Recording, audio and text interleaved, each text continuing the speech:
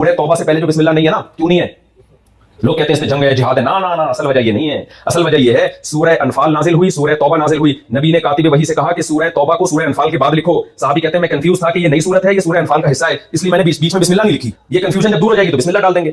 نبی دنیا سے چلے گئے، صحابی کنفیوز رہے، انہوں نے بسم اللہ نہیں لکھی. بعد میں سب کو ثابت ہو گیا یہ نئی سورت ہے. مجال ہے کوئی بسم اللہ بیچ میں ڈال دے. نیکسٹ یہ اگلا سوال نمبر 18 ہے. فیضان بیگر کراچی سے پوچھ رہے ہیں مفتی طارق مسعود صاحب نے کہا ہے کہ سورۃ توبہ میں صحابی نے جو ہے بسم اللہ لکھنا بھول گئے تھے، تو آج تک کسی نے یہ ضرورت ہی نہیں کی کہ وہ دوبارہ بسم اللہ لکھ سکے، تو کیا یہ بات صحیح ہے؟ اور یار وہ بھی بیچارہ تازہ ایک مصیبت سے نکلا ہے، اور آپ لوگ پھر پتہ نہیں کہاں سے ڈھونڈ ڈھانڈ کے پرانی کوئی نئی ویڈیو ہے یا پرانی ویڈیو ہے؟ علی بھائی نئی ویڈیو ہے، وہ انہوں نے چلائی تھی ویڈیو، مجھے یقین نہیں آ رہا تھا، پھر انہوں نے ویڈیو بھی پلے کی تھی. کیا ہوا ہے ویڈیو؟ انہوں نے ویڈیو بھی پلے کر کے بتائی تھی بھائی نے، مجھے تو خود نہیں یقین آ رہا تھا کہ وہ ایسی بات کر سکتے ہیں.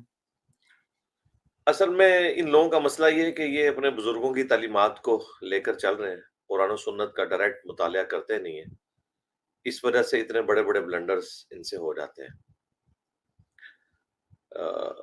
سورہ توبہ سے پہلے جو بسم اللہ نہیں ہے تو یہ نبی صلی اللہ علیہ وآلہ وسلم کے بتانے پر موقوف ہے، کیونکہ قرآن حکیم کی جو ترتیب ہے وہ توقیفی ہے، اور نبی علیہ السلام کو اللہ تعالیٰ نے بتایا حضرت جبرائیل علیہ السلام کے ذریعے.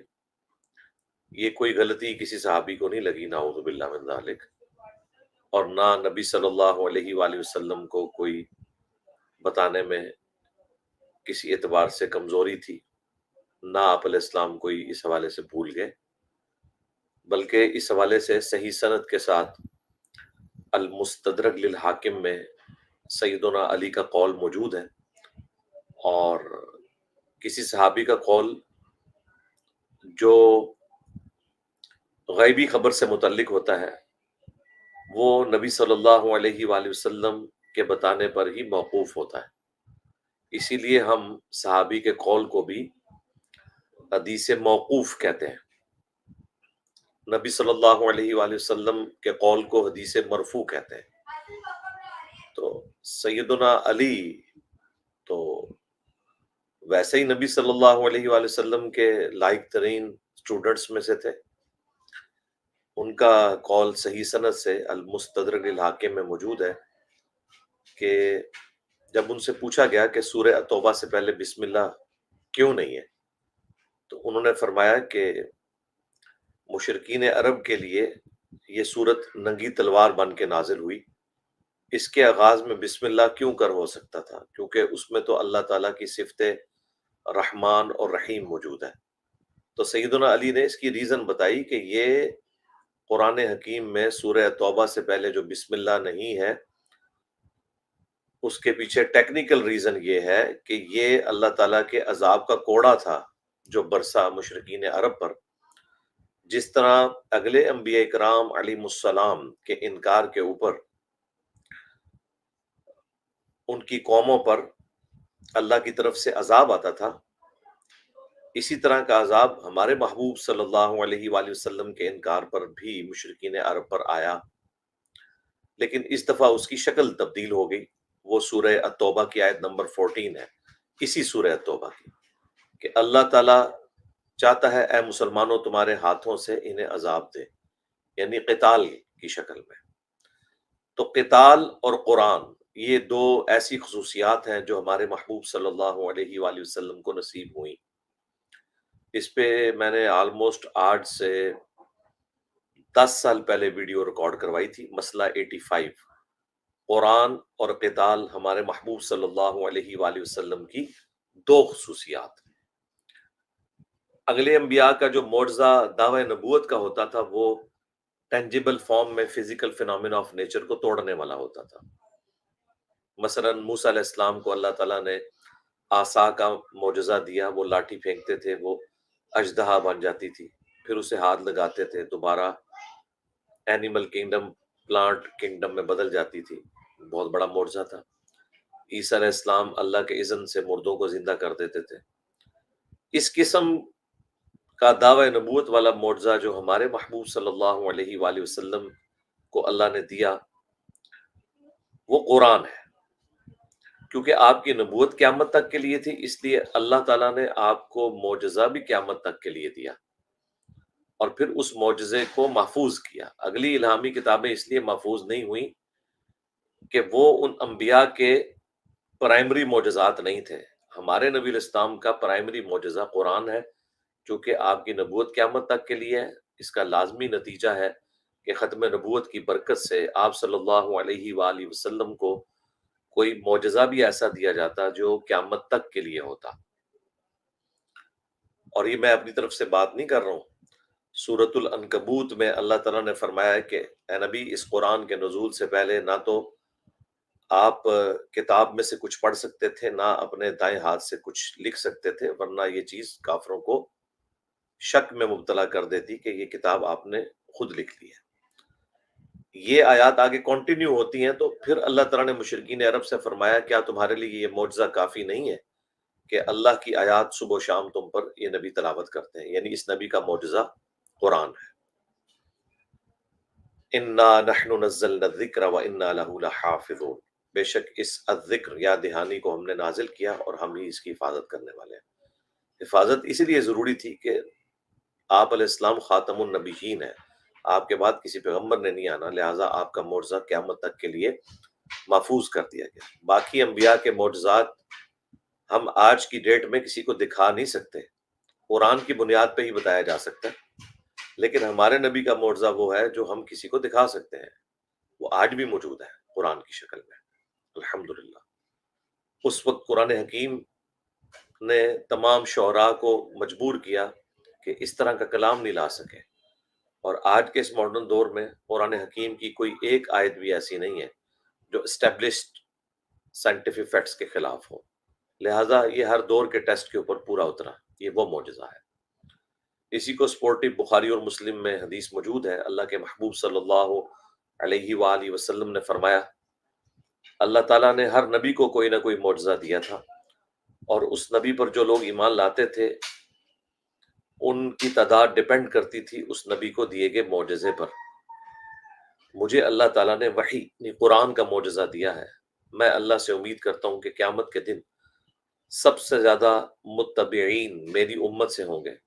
کیوں؟ کیونکہ آپ کا معجزہ سب سے بڑا ہے، اور وہ بخاری مسلم میں آیا کہ جنتیوں کا نصف امت محمدیہ سے ہے صلی اللہ علیہ وآلہ وسلم، کیونکہ آپ کا معجزہ سب سے بڑا ہے، قرآن معجزہ ہے۔ چونکہ یہ معجزہ ہے تو اس کی حفاظت بڑی غیر معمولی طریقے سے اللہ تعالیٰ نے فرمائی ہے، لہٰذا یہ بات کرنا کہ یہ کوئی صحابی کو کوئی غلط فہمی لگ گئی یا اس قسم کی کوئی روایتیں لے کے آنا، ہمیں کوئی روایت مجبور نہیں کرتی کہ وہ قرآن جو مشرق سے لے کر مغرب تک تواتر کے ساتھ مسلمانوں نے نقل کیا، کوئی ایک خبر واحد جس کی صحت میں بھی اختلاف ہو اس کی بنیاد کے اوپر یا جھوٹی کھڑی ہوئی باتوں کی بنیاد کے اوپر ہم قرآن حکیم کے بارے میں کوئی عقیدہ کلیم کرتے ہیں، جبکہ ہمارے پاس المستدرک للحاکم میں سیدنا علی کا قول موجود ہے کہ سورہ التوبہ سے پہلے بسم اللہ اس لیے نہیں ہے کہ یہ اللہ کی طرف سے ایک ننگی تلوار بن کے نازل ہوئی، مشرکین عرب پر عذاب کا یہ آخری کوڑا تھا، اور وہی ہوا۔ اس کے سٹارٹ میں آیا کہ 4 مہینے کا ٹائم ہے، یا تو جزیرہ نما عرب چھوڑ کے چلے جاؤ یا اسلام قبول کرو، ادروائز جہاں پائے جاؤ گے قتل کیے جاؤ گے۔ جس طرح اگلی قوموں پر عذاب آتا تھا انبیاء کے انکار کرنے کے اوپر، نوح علیہ السلام کی قوم پر عذاب آیا، ہود علیہ السلام کی قوم پہ، موسیٰ علیہ السلام کے مخالفین کے اوپر، نبی علیہ السلام کے کیس میں بھی ایک رسول کا انکار تھا نا، اور پیچھے پوری تاریخ تھی آلموسٹ 22-23 سال کی، تو عذاب تو آنا تھا۔ تو یہاں پر پھر اس سے پہلے یہ بتایا گیا کہ بھائی اب وہ عذاب آنا ہے، اور عذاب یہ آنا ہے کہ تمہیں صحابہ کرام قتل کریں گے۔ سورہ توبہ کی ہی آیت نمبر 14 ہے کہ مسلمانوں کے ذریعے اللہ تعالیٰ عذاب دے گا، اور یہی اسلام میں جہاد اور قتال کی حکمت ہے۔ ان آیات کو آج کی ڈیٹ میں ایکسٹراپولیٹ کر کے سنی شیعہ کا ایک دوسرے کو قتل کرنا، یا مسلمانوں کا کافروں کے خلاف غیر ضروری قتال والا معاملہ کرنا عام شہریوں کے اوپر، تو وہ اسے ایکسٹراپولیٹ کرنا یہ بالکل قرآن و سنت کی تعریف کرنا ہے۔ وہ نبی الاسلام کے لیے اسپیسیفک تھا، یا اس کے بعد صرف ان لوگوں کو حق حاصل ہے دنیا میں امن کے لیے، ظلم کے نظام کو ختم کرنے کے لیے جہاد اور قتال کریں دوسری قوموں کے ساتھ جنہوں نے اپنے ملک کے اندر امن کا نظام قائم کیا ہو۔ یہ صرف خلفائے راشدین کا ہی خاصہ تھا۔ ان کے بعد تو آپ نے دیکھا کہ بھائی بھائی کو قتل کرتا رہا، بنو امیہ میں کس قدر قتل و غارت ہوا، بعد میں بنو عباس میں جو کچھ ہوتا رہا۔ یہ ایک سپر پاور کا ایک ایکسپینشن والا معاملہ تھا۔ یہ جہاد اور قتال کوئی قرآن و سنت کے مطابق نہیں ہو رہے تھے بعد میں جو ہوئے۔ ہاں، خلفائے راشدین کو حق پہنچتا تھا کہ وہ دنیا کی قوموں کو کہتے کہ ہم نہ ظلم کریں گے نہ کسی کو کرنے دیں گے۔ بعد والے لوگ جو اپنوں پر ظلم کرتے رہے انہیں یہ کوئی رائٹ نہیں پہنچتا کہ وہ فوجیں چڑھا دیں دوسروں کے اوپر۔ ہم تو اس قسم کی ایکسپینشنز کو بالکل درست نہیں سمجھتے، الا یہ کہ کوئی نظام ایسا قائم کرے اور پھر اس کی ایکسپینشن کرے، وہ بالکل درست ہے۔ لوگوں کو ظلم کے نظام سے آزاد کروانا، یہ خیر ضمناً بات میں نے اس حوالے سے کر دی۔ تو جب سیدنا علی کا قول موجود ہے تو اس کے ہوتے ہوئے ضرورت نہیں تھی کہ اس قسم کی بات کی جاتی، اور سیدنا علی ہی کو نبی علیہ السلام نے یہ سورہ التوبہ کی آیات جب نازل ہوئی تھی 9 ہجری میں، جب امیر حج بنا کر حضرت ابوبکر کو بھیجا تھا رضی اللہ تعالیٰ عنہ، پیچھے سے سیدنا علی کو حضور نے بھیجا اور کہا کہ تم نے میرے بہاف کے اوپر یہ آیات تلاوت کرنی ہے مینا میں۔ اگرچہ امیر حج حضرت ابوبکر تھے، لیکن عرب کا ایک کلچر تھا کہ کسی بھی سردار کی طرف سے کوئی میسج اس وقت معتبر مانا جاتا تھا جب اس کا کوئی قریبی رشتہ دار اس کو اناؤنسمنٹ کرے۔ اس لیے نبی علیہ السلام نے کہا تھا کہ تم امیر بنا کے نہیں بھیجے گے، میری طرف سے میرے ریپریزنٹیٹیو وہ امیر حج حضرت ابوبکر ہی رہیں گے۔ یہ بعد میں ان کو بھیجا کیونکہ آیات بعد میں نازل ہوئی تھی۔ اناؤنسمنٹ تم نے میرے بہاف کے اوپر کرنی ہے، انہوں نے کی، اور الحمدللہ مینا میں یہ اناؤنسمنٹ ہوئی۔ ایک تو یہ کہ آئندہ سال کوئی بھی مشرک حج کے لیے نہیں آئے گا، اور 4 مہینے کا ٹائم ہے، جزیرہ نما عرب چھوڑ کے چلے جائیں، ادروائز قتل کیے جائیں گے یا اسلام قبول کر لیں۔ الحمدللہ لوگوں نے اسلام ہی قبول کر لیا، اللہ کا شکر ہے۔ اور دوسرا، کوئی بھی برہنہ طواف کعبہ نہیں کرے گا۔ یہ واحد حج تھا جو مسلمانوں اور مشرکین عرب نے اکٹھا کیا تھا، 9 ہجری کا حج۔ اور اگلا جو حج تھا 10 ہجری کا، وہ خود نبی علیہ السلام نے چونکہ تشریف لانا تھا اس لیے یہ اناؤنسمنٹ کر دی گئی، اور اس سے اگلا حج جو ہے وہ ظاہر ہے نبی علیہ السلام اس سے پہلے ہی دنیا سے تشریف لے گئے۔ تو یہ اس کا پورا بیک گراؤنڈ ہے۔ یہ بڑی حیران کن بات ہے اگر مفتی طارق مسعود صاحب نے اس طرح کی بات کی ہے، اور میرا خیال ہے انہیں نظر ثانی کرنی چاہیے اس سے پہلے کہ اس کلپ کو بھی یہ وائرل کرنا شروع کر دیں اس طریقے سے۔ تو ان کو اس حوالے سے قرآن و سنت کی تعلیمات کی طرف آنا چاہیے، انہیں پتہ چل جائے گا۔ اور دیکھیں ان لوگوں کا دعویٰ ہے کہ ہم شاہ ولی اللہ دہلوی کو اپنا مجدد مانتے ہیں، بریلوی، دیوبندی، اہل حدیث تینوں کہتے ہیں۔ تو شاہ ولی اللہ دہلوی نے قرآن کی تفسیر کے حوالے سے جو اصول کے اوپر کتاب لکھی ہے، الفوز الکبیر فی اصول التفسیر، وہ بڑی شاندار کتاب ہے۔ وہ PDF فارم میں آپ کو ہماری ویب سائٹ سے بھی مل جائے گی اردو ترجمے کے ساتھ۔ اس میں انہوں نے بڑی پیاری بات لکھی ہے کہ قرآن کی سب سے بیسٹ تفسیر وہ ہے جو قرآن کی آیات سے کی جائے، ظاہر ہے سب مسلمانوں کو پتہ ہے، لیکن اس کے بعد جو انہوں نے چیز بیان کی نا وہ بڑی امپورٹنٹ ہے، خصوصاً علماء کے لیے میں ریکویسٹ کروں گا کہ شاہ ولی اللہ دہلوی نے کہا کہ قرآن کے بعد سب سے افضل تفسیر قرآن کی وہ ہے جو صحیح الاسناد احادیث سے ہے، اور اس میں بھی انہوں نے 3 کتابیں کوٹ کی۔ نمبر 1 صحیح بخاری کا کتاب التفسیر چیپٹر، جو امام بخاری رحمۃ اللہ علیہ نے وہ تمام احادیث جمع کی جو قرآن حکیم کی آیات سے متعلق ہے، ان کے شان نزول سے متعلق ہے۔ نمبر 2 جامعہ ترمذی کا کتاب التفسیر چیپٹر، وہ بھی بڑا ڈیٹیل چیپٹر ہے، اس میں بھی تمام آیات کے شان نزول کے حوالے سے بات ہوئی ہے۔ اور نمبر 3 المستدرک للحاکم کا کتاب التفسیر چیپٹر، جو ترمذی اور بخاری سے بھی بہت بڑا ہے، یہ انہوں نے کوٹ کیا ہوا ہے۔ اور وہ جو تیسرا انہوں نے کوٹ کیا المستدرک للحاکم کا چیپٹر، تو اس میں آپ سورہ توبہ کا چیپٹر نکالیں تو آپ کو شروع میں حضرت علی کا یہ قول مل جائے گا کہ سورہ توبہ سے پہلے بسم اللہ کیوں نہیں ہے، کیونکہ یہ اللہ تعالیٰ کی طرف سے عذاب کا کوڑا تھا مشرکین عرب کے اوپر، اس لیے اللہ تعالیٰ کی صفت رحمان اور رحیم کا ذکر نہیں ہوا۔ تو یہ تو موجود ہے۔ شاہ ولی اللہ دہلوی نے تو 3 کتابوں کا ذکر کیا، لیکن میں اس میں چوتھی کتاب بھی ایڈ کروں گا، وہ بہت زیادہ امپورٹنٹ ہے، کیونکہ اس میں کئی ایسی باتیں ہیں جو ان 3 کتابوں میں بھی موجود نہیں ہیں۔ وہ امام نسائی کی جو کتاب ہے سن نسائی الکبریٰ، اس میں بھی ایک چیپٹر ہے کتاب التفسیر، اگرچہ وہ ابھی اردو زبان میں نہیں آئی، کہ جو سن نسائی کا وہ والا چیپٹر ہے۔ سن نسائی الکبریٰ جو ہے وہ اوریجنل امام نسائی کی کتاب ہے، اسی میں سے یہ صغریٰ لکھی گئی، جو ہم سنن نسائی کہتے ہیں جس میں 5761 احادیث ہے، جبکہ جو سنن نسائی الکبریٰ ہے اس میں آلموسٹ 11,000 سے زیادہ احادیث ہیں، وہ ڈبل ہے اس سے، اور اسی میں وہ کریٹیکل چیپٹرز ہیں جو الگ سے اردو میں پرنٹ بھی ہو چکے ہیں، جس طرح خصائص علی چیپٹر ہے اسی کا، حضرت علی کی شان میں 194 احادیث امام نسائی نے جمع کی تھی۔ اسی طریقے سے فضائل قرآن چیپٹر ہے، ایک چیپٹر ہے فضائل صحابہ۔ فضائل صحابہ وہ چیپٹر ہے جس میں وہ تمام احادیث ہیں جو حضرت علی کے اوپر ممبروں سے سب و شتم ہوتا تھا، اور ہم نے اپنے ریسرچ پیپر 5 میں ڈالی ہیں، سن نسائی الکبریٰ کا وہ چیپٹر، اس میں سے احادیث لی۔ اسی طریقے سے ایک اور چیپٹر ہے امر الیوم واللیلہ، یعنی صبح و شام کے جو سنت اذکار ہیں ان کے اوپر وہ چیپٹر ہے۔ اس طرح ایک چیپٹر ہے وفات النبی، نبی علیہ السلام کی وفات سے متعلق، آپ کا جنازہ کس طرح ہوا، آپ کی تدفین کس طرح ہوئی۔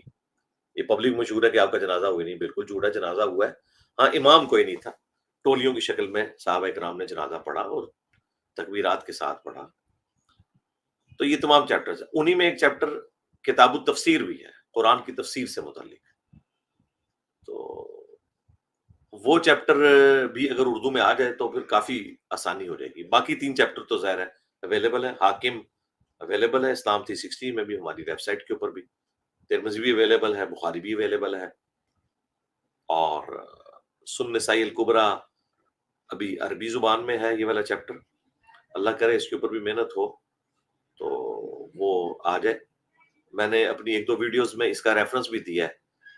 یہ جو تخت بلقیس والا واقعہ ہے اس میں جس شخص کا ذکر ہے کہ وہ پلک جھپکنے سے پہلے تخت بلقیس لے آیا، تو اس آیت کی تفسیر میں سن نسائی الکبریٰ میں موجود ہے کہ اس کا نام آصف تھا۔ تو وہ میں نے 1-2 ویڈیوز کے اندر کوٹ کیا ہے، اور بھی کافی امپورٹنٹ چیزیں اس چیپٹر میں موجود ہیں۔ بہرحال ان شارٹ یہ ہے کہ مفتی طارق مسعود صاحب کی اگر یہ ویڈیو آپ لوگوں نے وائرل کر دی ہوئی ہے، آپ سے مراد ہے جن لوگوں نے آپ سے پوچھا ہے، ہم تو یہ حرکت نہیں کرتے کہ اس طریقے سے کسی کو ونریبل کریں، لیکن جو چیز آ چکی مارکیٹ کے اندر ایٹ لیسٹ جواب دینا ہماری ذمہ داری ہے۔ تو میں ریکویسٹ کروں گا کہ وہ ویڈیو اگر آپ کے پاس موجود ہے بلال بھائی تو وہ اس کے سٹارٹ میں اٹیچ کریں، اور اس کا ایک کلپ بنائیں اسی حوالے سے، تاکہ مسلمانوں کو یہ کلیریفیکیشن ہو جائے۔ ویسے میری کافی ساری ویڈیوز اس حوالے سے یوٹیوب پہ رکھی ہیں، آپ لکھیں سورہ توبہ سے پہلے بسم اللہ کیوں نہیں، تو میری کئی ایک ویڈیوز کھل جائیں گی۔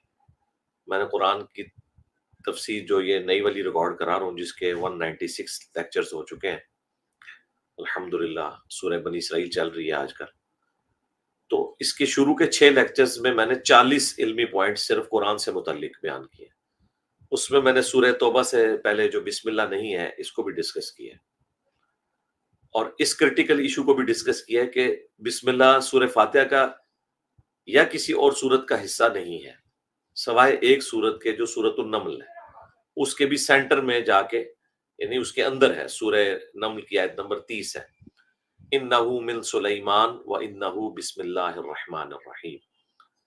باقی کسی بھی سورت کا حصہ نہیں ہے، سورہ فاتحہ کا بھی حصہ نہیں بسم اللہ، اور نہ کسی اور سورت کا۔ اس کو میں نے بخاری مسلم سے ثابت کیا ہے، اور سورہ توبہ کی جب تفسیر کا موقع آیا اس میں نے تفصیلاً گفتگو کی تھی۔ بہرحال یہ بڑی امپورٹنٹ بات ہے کہ بسم اللہ اگرچہ قرآن کی صورتوں کا حصہ نہیں ہے سوائے سورہ النمل کے، لیکن یہ قرآن کا حصہ ہے۔ مصحف میں بسم اللہ سورت سے پہلے لکھنا یہ نبی الاسلام نے اللہ تعالیٰ کے بتانے پر امت کو بتایا ہوا ہے۔ سورتیں اب 114 ہیں، لیکن بسم اللہ جو سورتوں کے آغاز پہ ہے وہ 113 ہے، کیونکہ سورہ توبہ سے پہلے بسم اللہ نبی الاسلام نے تعلیم نہیں فرمائی، لیکن ٹوٹل 114 ہی ہے بسم اللہ۔ 113 سورتوں سے پہلے ہیں جو سورتوں کا حصہ نہیں ہے، اور جو 114واں نمبر ہے وہ سورہ النمل کی آیت نمبر 30 ہے، انہو من سلیمان وانہو بسم اللہ الرحمن الرحیم، جو ملکہ بلقیس کے نام حضرت سلیمان علیہ السلام نے ایک خط لکھا تھا، اس کے سٹارٹ میں بسم اللہ لکھی تھی۔ تو باقی اگر کسی کو شوق ہے قرآن کے حوالے سے اس قسم کی تمام انفارمیشنز کا، تو وہ میرے 6 لیکچرز، پہلے 6 لیکچرز 1-1 گھنٹے کے، صرف میں نے وہ 40 پوائنٹ ڈسکس کیے ہیں۔ وہ سمجھ لیں آپ 40 کتابیں بھی پڑھ لیں تب بھی آپ کے پاس وہ علم نہیں آئے گا جو میں نے اتنی محنت سے وہ 40 پوائنٹس ڈسکس کیے پہلے 6 لیکچرز کے اندر۔ وہ ماسٹر پیس ہے الحمدللہ۔ جی نیکسٹ۔